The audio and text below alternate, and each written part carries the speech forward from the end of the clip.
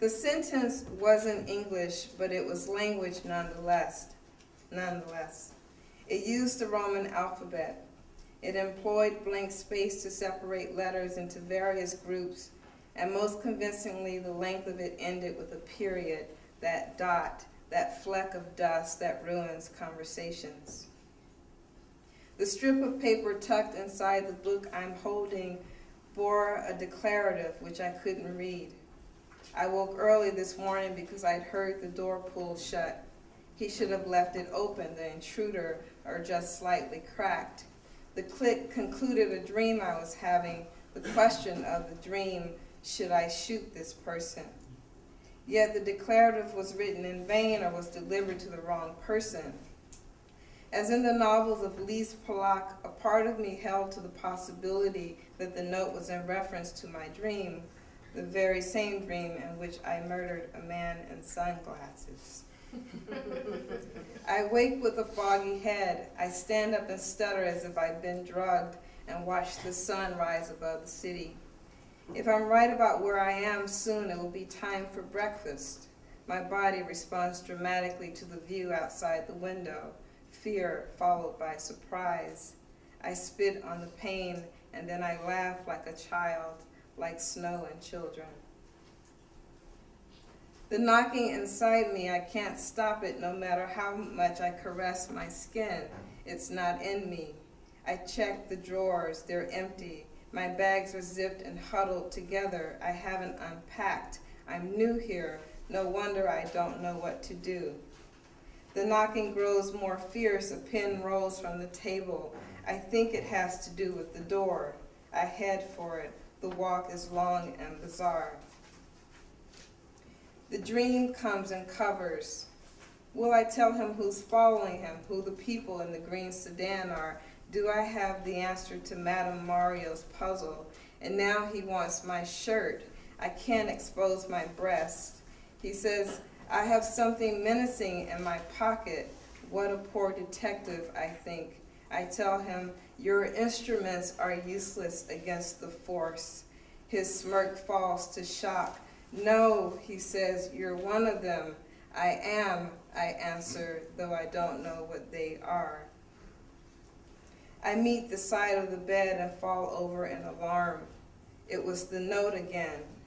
I look at the first word, B-Z-E. I tried to think familiarly. I knew this word yesterday. I used it with a taxi driver, also in the lobby of a hotel. I had seen a man with a briefcase. When I open the door, there is no longer knocking, so this is the source, or the real source has grown tired. In any case, I open the door. The Mauritanic would like you to dine on itself, of course, the uniformed man says. I let him in because it's true he has a tray. Nothing is wrong, he says. You are sleepy. You are very relaxed. Your name is in our safe deposit box. Is this marmalade? I ask him. I eat 3 pieces of toast, 3 eggs over hard, a deep fried fish, a banana, and an avocado, despite a warning from my body. The you are being poisoned light is on. It doesn't influence me. I don't know why. The uniformed man waits at the threshold of the room. I can see the corridor behind him, the wall covered in tiny maps. He's moving his hips. I take my eyes away to guide the food into my mouth, then return to him. His hips are still, but he's brought a box to his lips. Grun, grun, gurn, he's saying. I look away. More food is coming. It's so delicious, I can't keep my mind off of it, but I think I'd like to close the door. Thank you, I say. Thank you and goodbye. And I wait. Does the light change? I move from the table to the bed. You're a fuckster, I slur. A big ass. It's a different ceiling, I realize. Last night when I went to bed, the ceiling had a chandelier. This one does not. The dream stands in again. The green sedan speeds down the crosstown avenue. reformer falls from the street signs. I see them because I am inside. He likes West African pop, the driver I know because he's restarted the album. We've been driving for a while. I know the time. I also know where we're going, but not enough to pronounce it. I ask myself if it's wise to think about our destination out loud. There is a disturbing rupture inside the vehicle as though something weightless is breaking. Then, quite surprisingly, a voice. Mr. Otis ain't happy with you. You screwed up.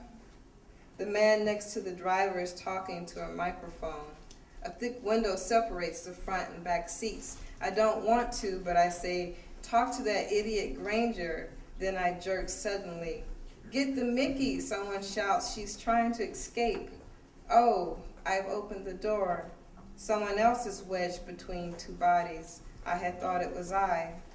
But the air feels brisk against my face, and falling to the ground doesn't hurt as much as rolling and striking my head against an iron fixing, a pipe coming out of the gutter. The brakes of the green sedan sound off the way they do in the movies. I imagine the car beside the gutter where I landed. I imagine because I can't see. I can't see what's behind me. I can't see myself sleeping, but I feel my breathing. I identify a certain sensation as my mouth is opening and asking where I am. The sentence was in a new place, but it was still the sentence. Same indecipherable words, same twitch in my brain ready to translate them. The first word I heard when I was on the phone with my brother in the deep voice of a passerby. I was in the dim city. It was winter. So 6 months ago I heard that word. Was that the first time? Nothing to verify the supposition, best to leave it alone for now. The sentence, though, was not in the book I'd borrowed from a traveler at the bus terminal, which is a story all its own. And how amazing it was that I came upon that book. I had never seen it in that country before. I knew it because the title does not translate. It's the same in every language. The person reading the book was small and could easily be subdued, but it was Sunday and just as probable that the little being would gift the book to me if I approached the exchange brightly. The whole thing took 2 minutes. When I placed the book in my bag, there was no scrap of paper tucked into the spine. Then later there was a scrap of paper. Now there wasn't. The sentence, instead of being in the book, was taped to the window overlooking an enormous street. That's when I realized that I fell asleep in one place and woke up in another. My tongue is swollen, but neither my hands nor my feet are tied. Nothing impedes my rising from the tangled sheets and walking spastically to the window pane, which is almost the height of a door, but isn't a door, for it lacks a handle or any instrument for turning. It has a sash tied back such that the city sits almost nude before me. Not entirely nude because of the presence of the note. I reached for it. It's nothing new. It peels easily from the pane, from the glass, even produces a sound. I look at the same familiar letters configured to nonsense and realize something. One of the words I've seen before, biz. It was written on a poster for a rock concert given by a band whose name I've long forgotten. It must have been a year ago that I was in that place. The faces of the band members were not special except that 2 were darker than the others, and nothing stood out about their bodies except that written across one of them was that word, biz.